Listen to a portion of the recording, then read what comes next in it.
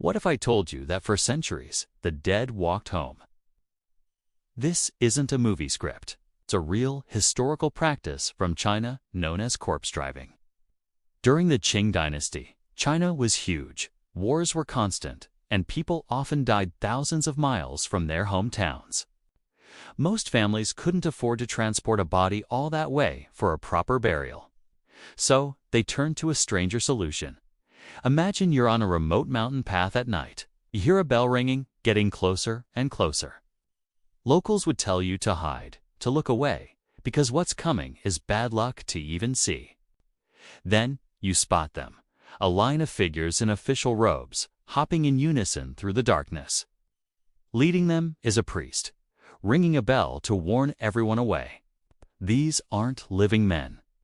They are corpses, hopping their way back to their ancestral villages. This is the real-life origin of the Jiangshi, the Chinese hopping vampire. The practice came from a grim reality. So many soldiers and laborers died far from home that specialists, called corpse drivers, emerged. They were said to use Taoist magic to reanimate the dead just enough to make them hop home. So what was really going on? Historians have a few theories. One is that the drivers would tie the deceased upright between two long bamboo poles. Two men, one in front and one behind, would carry the poles on their shoulders. As they walked, the flexing of the bamboo would make the bodies appear to bounce or hop.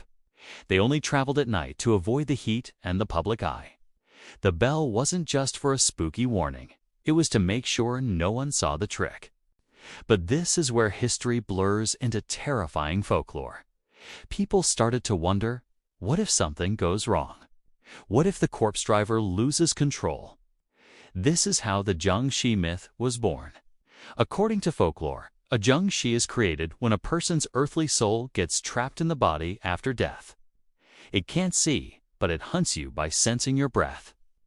Hold your breath, and you're invisible. They're terrified of mirrors, repelled by peach wood, and can be stopped by a Taoist talisman slapped on their forehead. Unlike Western vampires, you don't become a Jiangshi by being bitten. It happens from an improper death of violent end, a delayed burial, or simply being forgotten. The Jiangshi represents a deep cultural fear, the horror of not being able to rest in peace because the living have failed to honor you. It's a terrifying reminder of what happens when the rituals that guide souls to the afterlife break down. The famous Hong Kong Mr. Vampire movies from the 80s might seem like comedy, but they drew directly from these very real beliefs and fears that people still understood. The hopping vampire wasn't just a monster. It was a ghost from China's own history. Thanks for watching. If you found this as fascinating as I did, hit that subscribe button for more strange histories.